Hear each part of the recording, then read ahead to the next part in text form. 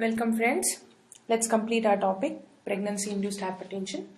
So till now we have seen the symptoms, the definition, what are the complications, and we all agree that antihypertensives are the basis of our treatment because they help us to delay the complications and thus prolong the pregnancy for a longer time so that we can attain, means the fetus can attain maturity. But whenever we are giving this antihypertensive or whenever we are selecting this antihypertensive, we have to be cautious. We should give those drugs which will not cause sudden hypotension.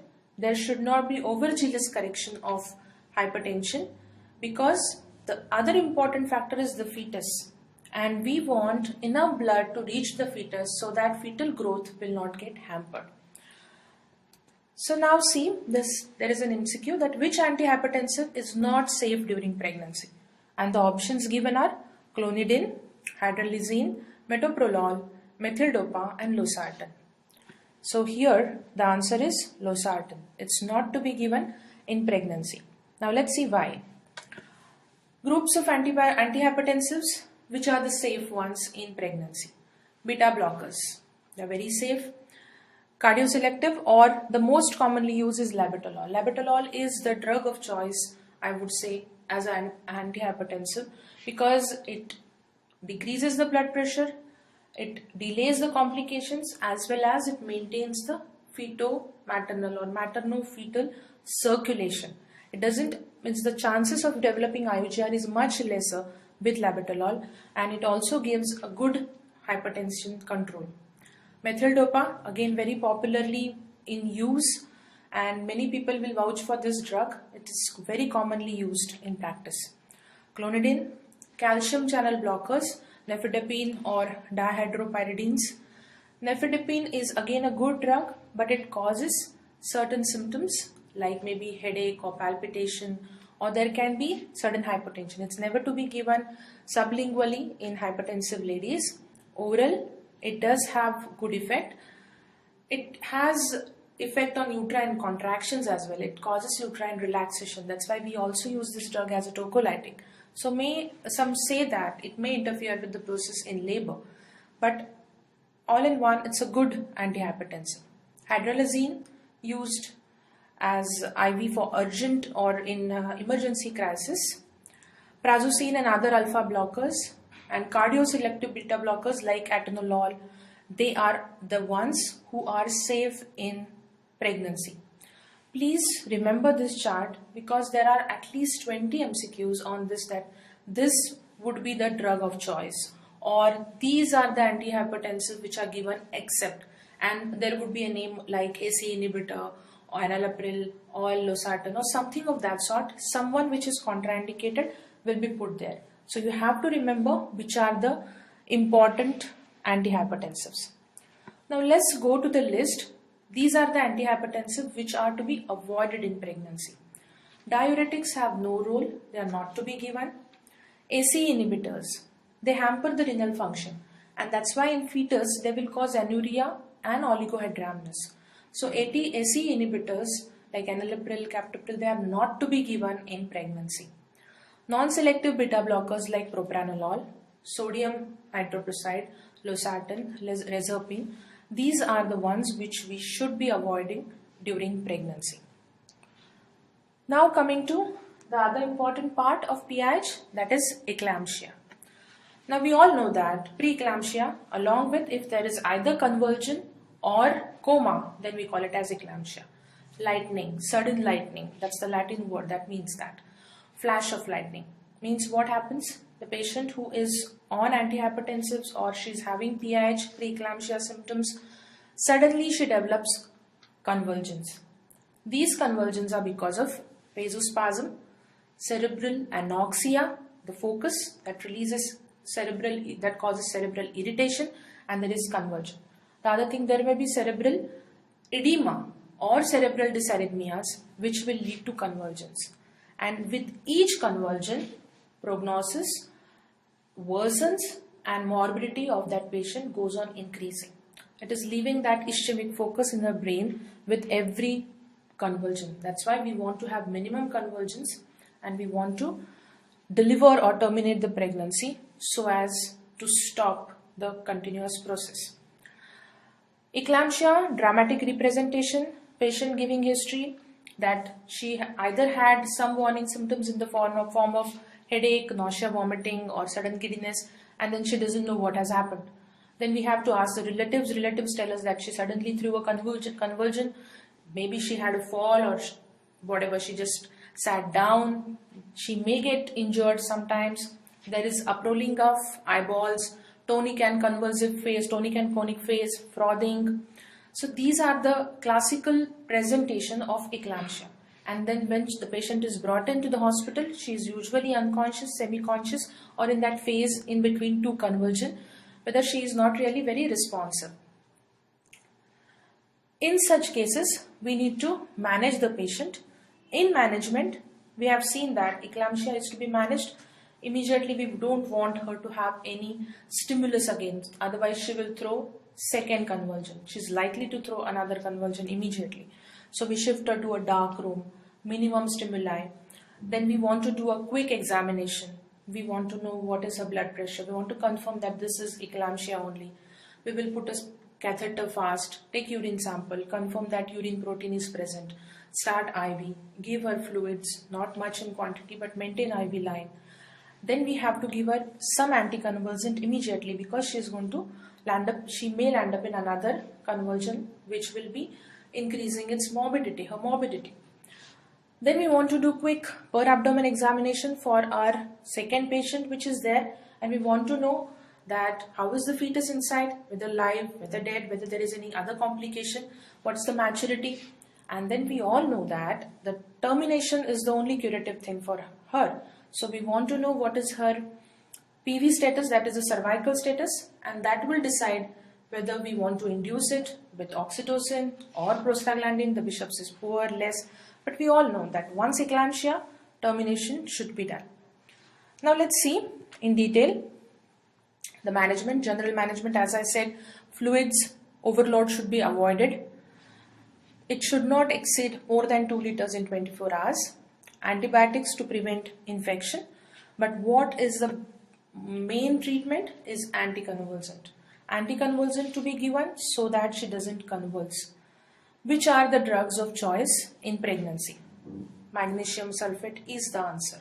There should not be any doubt. MgSO4 is the drug of choice as an anticonvulsant in eclampsia. There are many regimes. The most famous one is PRITCHARD's regime. Again, this slide, many questions. PRITCHARD's regime is what? We'll see in detail. Other regimes, ZUSPAN and SIBAI, lytic cocktail. Krishna Menon, Indian person, has added pethidine, and this was made very famous by them at that particular time. And phenytoin. Even diazepam can be added to complete the list. But drug of choice remains as magnesium sulfate because good anticonvulsant, it gives good control over convulsions as well as the fetal depression is less. So MCQs can be asked. Best drug for seizure control. Options: phenobarbital, diazepam, phenytoin, valproate and MgSO4. You know the answer. Least effect on neonate is seen with eclampsia who's given magnesium sulfate, lytic cocktail, diazepam, phenobarbital. You know the answer. Both the answers are MgSO4. Now let's see what is PRITCHARD's regime. Loading dose. It's a cardiotoxic drug, so we have to be very careful. It comes in two concentration, 20% and 50%. 20% and 50%. The dilutions which we use to give IV dose is 20%. 4 grams. This is the only drug which comes in grams. So say 4 grams. We have to give IV diluted over 3 to 5 minutes, keeping a hand on her pulse so that we know whether she is landing up in bradycardia.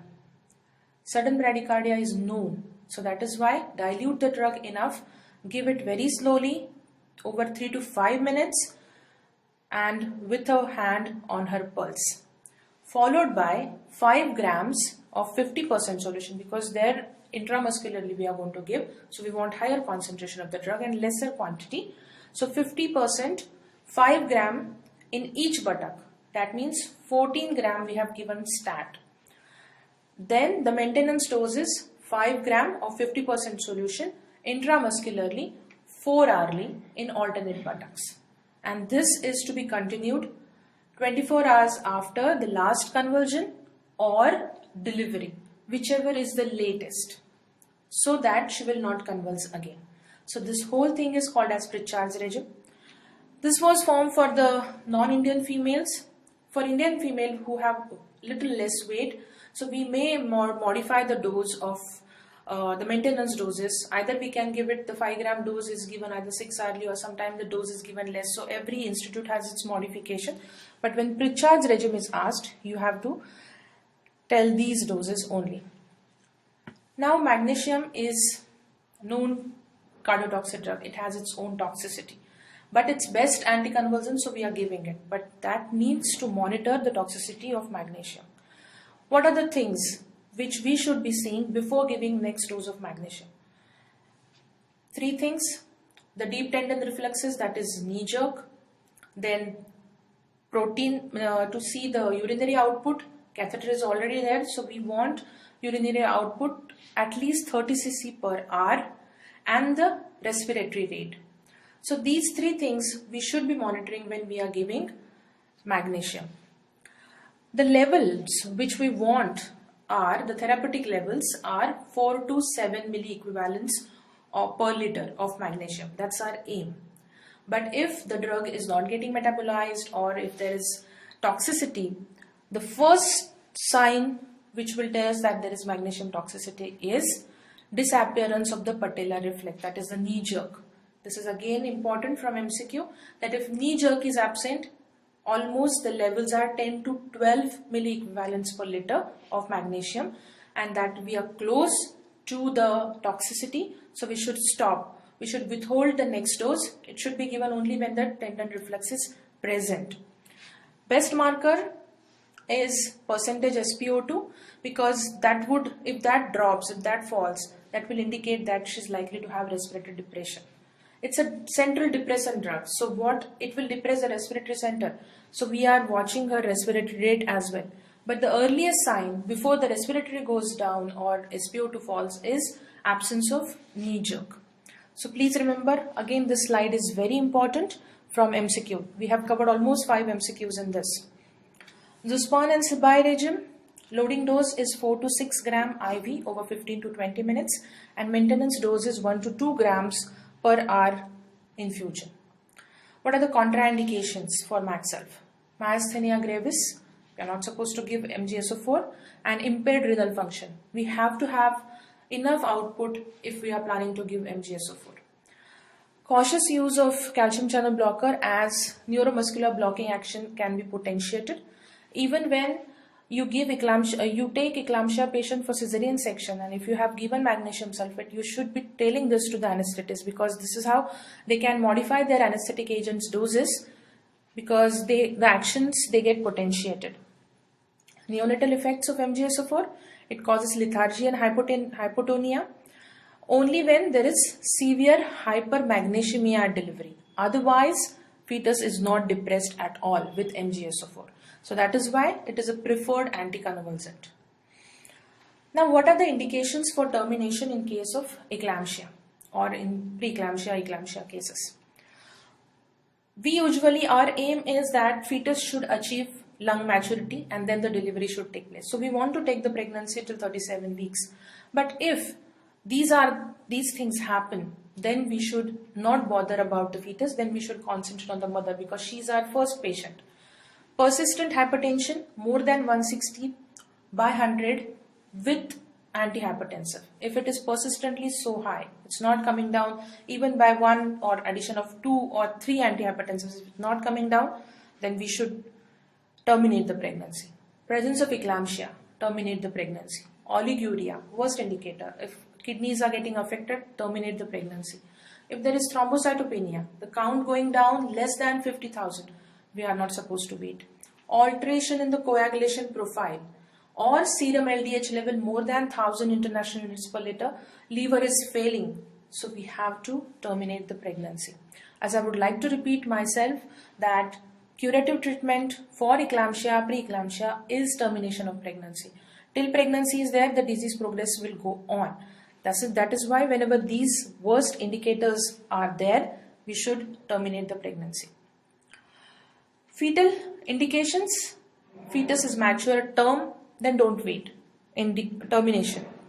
If there are decreased fetal movements, that also persistent, NST showing decelerations, terminate the pregnancy. Very severe IUGR, the baby is not growing, there is no interval growth seen, baby is not at all putting on weight, so there is no point in waiting. Or now the Doppler is the best mode to judge baby's condition in utero. So on Dopplers we are seeing the flows. If umbilical artery is showing absent end diastolic or reversed end diastolic flow, then that is an indicator of it indicates that the fetus is in acidosis and it's time to take out that fetus out of the womb. We cannot just wait on that fetus, otherwise it would land up in intrauterine death. So these all are indications for termination of pregnancy. Now we have seen the whole spectrum. We know the morbidities in mother, in fetus. So can we really prevent this? Again, MCQs. Yes, to some extent it is feasible, it is possible. Big trials are going on. How can we prevent PIH? The drugs used in prevention are like low dose aspirin. They balance those thromboxane and platelet aggravating factors. High doses of calcium, almost 2 grams per day, that will help in decreasing PIH. Antioxidants like vitamin C, vitamin E, lycopene, folic acid and other drugs like omega-3 fatty acids. So all these trials are going on. There are many more people are trying. So these drugs have some effect on decreasing the percentage of PIH. So again, remember few names like aspirin, calcium and antioxidants. So this finishes with the topic of PIH. Please remember or please concentrate on this because this is quite an important topic. Thank you. Thanks a lot.